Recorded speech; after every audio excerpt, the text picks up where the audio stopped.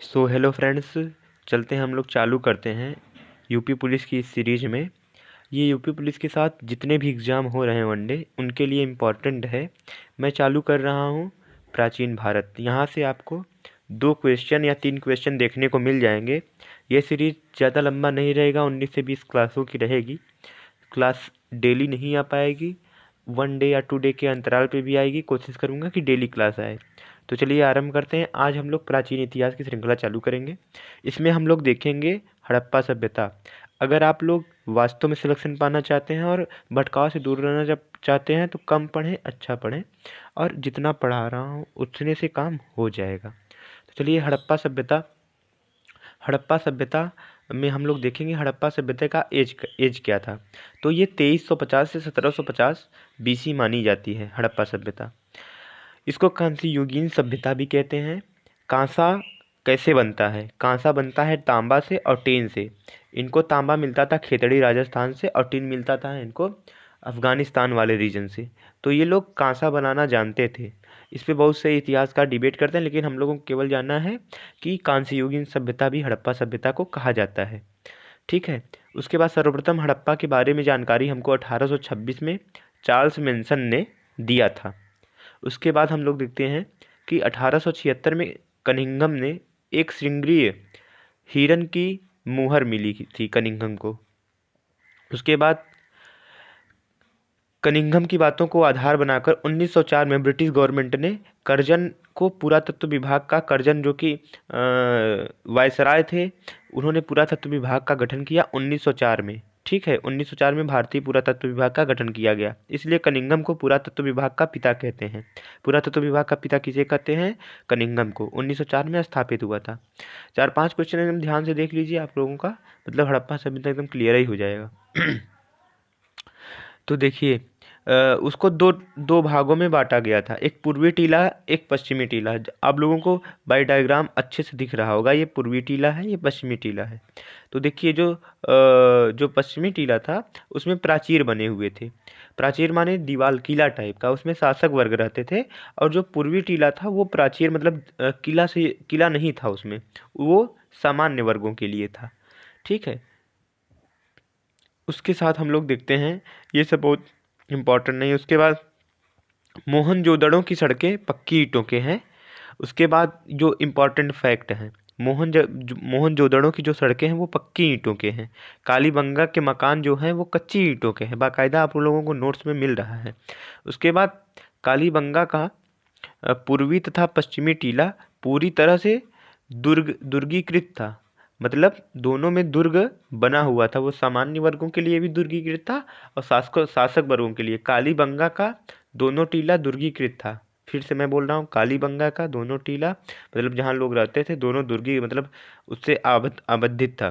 चंदूधड़ों का कोई भी टीला दुर्गीकृत नहीं था। चंदूधड़ों में न शासक वर्ग के लिए न सामान्य वर्गों के लिए किसी में दुर्ग नहीं बनाए गए थे। यहाँ पर वक्राकार ईंटों के मकान पाए गए हैं। कहाँ पे वक्राकार ईंटों के मकान पाए जाते हैं? चन्हूदड़ों में। ठीक है, ये सब फैक्ट हैं, आप लोगों को याद करना, मैं नोट्स अभी सेंड भी कर दूंगा। लोथल के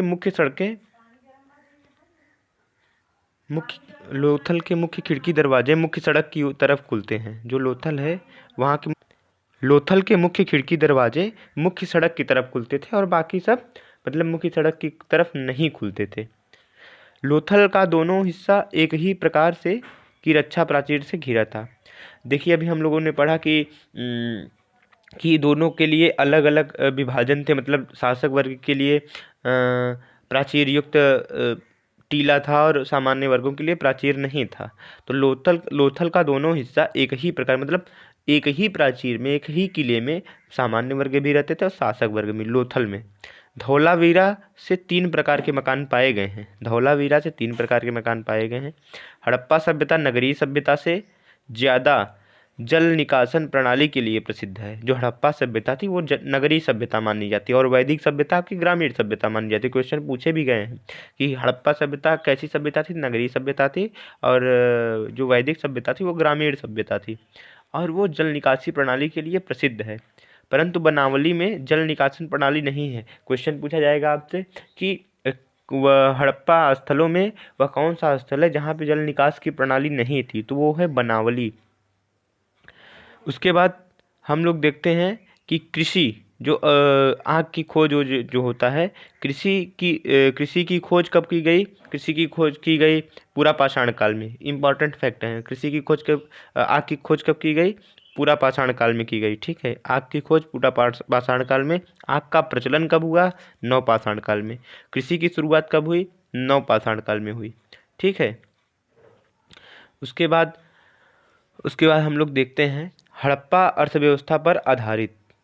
हड़प्पा अर्थव्यवस्था किस पर आधारित थी? हड़प्पा अर्थव्यवस्था कृषि पर आधारित थी। मतलब जो देश का, जो उस समय स्टेट का, मतलब राज्य का, मतलब कैसे चलता था, अर्थव्यवस्था कैसे चलती थी? कृषि और व्यापार पर आधारित थी मुख्यतः। तो महत्वपूर्ण फसलें कौन कौन सी थी? गेहूँ थी, जौ थी और 9 प्रकार के अन्य फसल जैसे दाल। 9 प्रकार के अन्य फसल थे। दाल गन्ना नहीं मिलते हैं फसलों में, दाल गन्ना का अभाव था। सिंडन या सिंडोन को यूनानी शब्द है जिसका अर्थ है कपास। सिंडन या सिंडोन को, कपास को कहा जाता है सन डाटर, सूर्य की पुत्री भी कहा जाता है कपास को। सिंडन या सिंडोन, सिंडन से ही सिंधु बना, सिंधु से हिंदू बना। इससे माना गया है भारत में कपास की खेती का आरंभ हड़प्पा सभ्यता से ही हुआ है। क्वेश्चन पूछा जाएगा भारत में कपास की खेती का आरंभ कैसे हुआ? तो हड़प्पा से हुआ। उसके बाद हम लोग देखते हैं कि इन लोगों की लिपि कैसी थी। तो हड़प्पा वासियों की लिपि थी चित्रात्मक। सर्वाधिक चित्र मछली के और यू आकार के चित्र मिले हैं। पद्धति थी फास्त्रोद्रियम। पद्धति जो थी वो फास्त्रोफिदन थी, जो दाएं से बाएं लिखी जाती है। उसके बाद बाएं से दाएं लिखी जाती है, बाएं से दाएं, फिर दाएं से बाएं। ठीक है, ऐसे। फिर हम लोग कुछ नोट पॉइंट में देखते हैं कि प्रागैतिहासिक किसे कहा जाता है? जहाँ पे कोई साक्ष्य न मिले हों, लिखित कोई साक्ष्य न मिले हों। आद्य ऐतिहासिक, जहाँ पे लिखा साक्ष्य मिला हो पर पढ़ा नहीं गया हो, जैसे कि अपना हड़प्पा सभ्यता। हमको चित्रात्मक लिपि तो मिलती है पर हम लोग उसको पढ़ नहीं पाए हैं। ऐतिहासिक किसे कहा जाता है? लिखा मिला हो और पढ़ा भी गया हो, जैसे वैदिक कल्चर।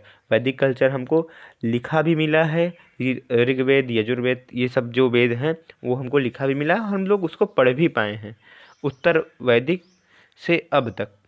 तो चलिए हम लोग इसे यहीं पे एंड करते हैं अपना। उसके बाद आगे की क्लासों में देखेंगे।